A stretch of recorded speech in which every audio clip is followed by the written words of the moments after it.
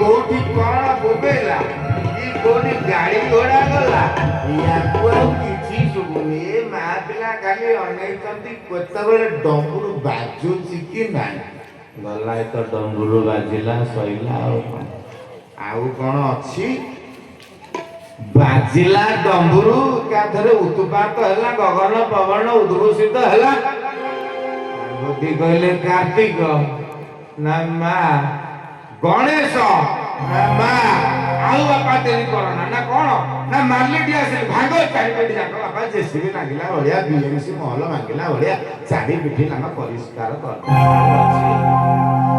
भगवान शंकर झाड़ नाला आंठी हेकि नाची नची आनंद दे शनि की आसे पहुंचला बेलू आउ कोन घर अछि परिष्कार आसिक गुहाय खंडे झाड़ पोछी पकेले चाइले अले देवी हमर ओटा घर एठी कोठी तयारी करथिले ना गंबा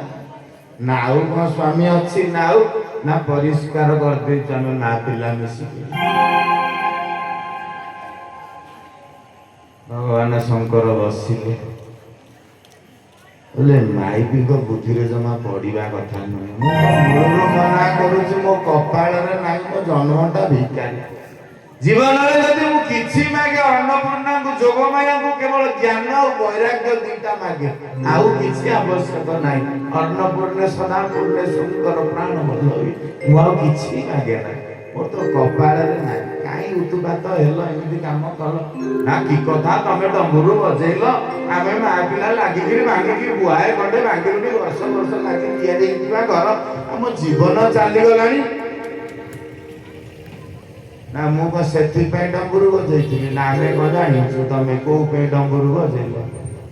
ना को पे डंबुरु बजेइलो ना स्वामी कहला बापा केते दिन लानी तमे नाची न तो तांडव आउ टिके नाचिले मु टिके आनंद होंती जगत टिके आनंद होंता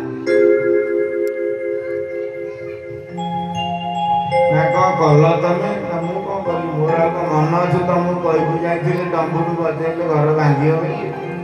मोरे हम मन नहीं देते तेणु ये हूँ शनि दशा प्रकम्प प्रलय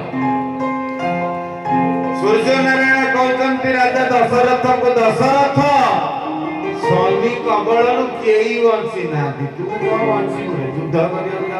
पागलाटा कि जा तौल हे राम तम बापा भारी जितिया लोक राजा दशरथ मानिलेनी कृपा पूर्वक सूर्य नारायण तांक निज शरीर रु कवच कुंडल को काढी देले पिंधिबा पय जहां आज का डेट रे बुलेट प्रूफ विलियम माने कहती माने गुली बाजी ते ब्याग जिबा अतिक्रम करियो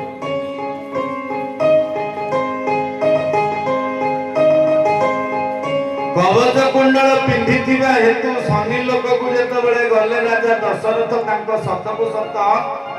शनि लोक प्रवेश करिवा तो दूरर कथा से बळय चारिपिठी जळै गिरी तळको फसिले हे राम